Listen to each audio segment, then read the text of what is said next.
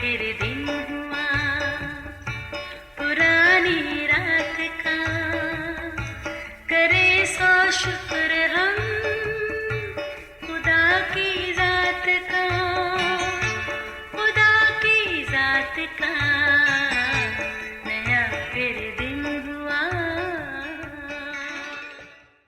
आज की आयत, ताकि मुकद्दस लोग कामिल बने और खिदमत गुजारी का काम किया जाए और मसीह का बदन तरक्की पाए। इफिसियों 4 बाब 12वीं आयत। अजीज़ो, ख़ानदान या घराना एक खूबसूरत लफ्ज़ है। चंद अफराद जो एक मखसूस और गहरे रिश्ते से एक दूसरे के साथ जुड़े हैं, इसकी तफसील में जाए बिना इसकी अपनायत के एहसास को महसूस किया जा सकता है। आपको यकीनन याद होगा, कायनात की तख्लीक के वक्त हर शय जब अपने जिन्स के मुताबिक तरतीब दी जा रही थी, तो खालिक खुदा ने महसूस किया कि आदम की मानद कोई उस जैसा नहीं, और ये कि उसका अकेला रहना अच्छा नहीं। फिर खालिक खुदा ने आदम पर गहरी नींद भेजकर उसकी हड्डी में से हड्डी और गोश्त में से गोश्त लेकर हवा को बनाया। यहीं से ख़ानदान की इब्तिदा हुई।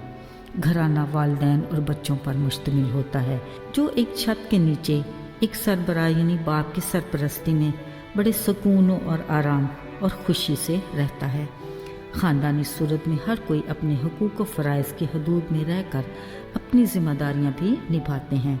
घर की तरक्की और खुशहाली के लिए एक दूसरे का साथ देते हैं और अपनी सलाहियतों को बरूए कार लाकर अपने घराने के लिए बरकत और खुशी का बायस बनते हैं और अपने जज्बाती ताल्लुकात की बदौलत गमी खुशी में एक दूसरे के साथ जुड़े रहते हैं। अजीज़ों, बिल्कुल इसी तरह का एक और घराना भी है जो मसीह का प्यारा घराना है, जो कलीसियाई तौर पर जाना जाता है, जिसका हकीकी सरबराह मसीह है। मगर ये घराना एक मुकर्रर करदा सरबराह की निगरानी में अपने काम सरअंजाम देते हैं।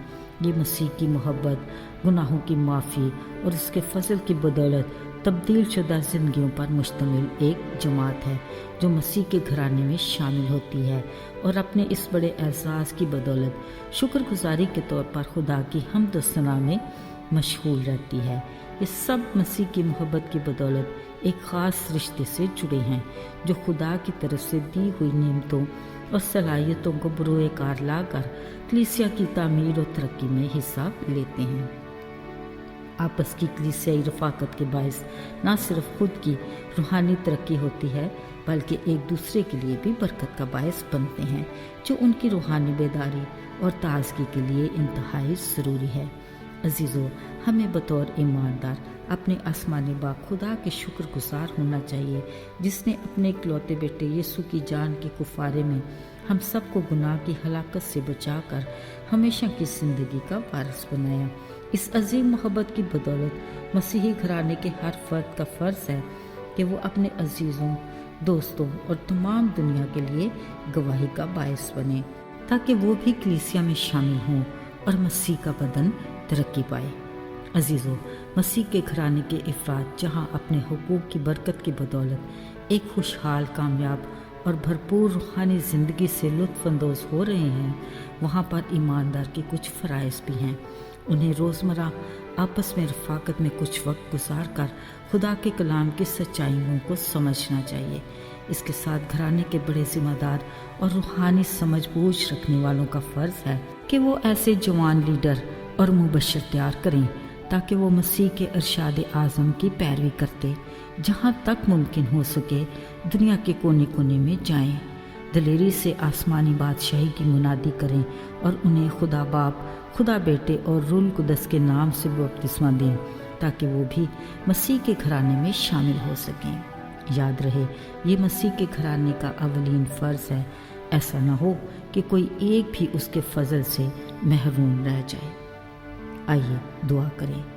आए खुदा, हम जो तेरे घराने के लोग हैं, तुझ में मसरूर और शाद होकर दिल से तेरे शुक्रगुजार होकर तेरी परस्तश करना चाहते हैं। हमारा ईमान है कि तू हर जगह मौजूद है। तौफीक दे कि हम कलीसिया की तामीर और तरक्की के लिए भरपूर हिस्सा डाल सकें। हमारी सोच को अपनी मर्जी के ताबे बना। यीशु के नाम से इल्तिजा करते हैं, सुन और कबूल कर। آمین۔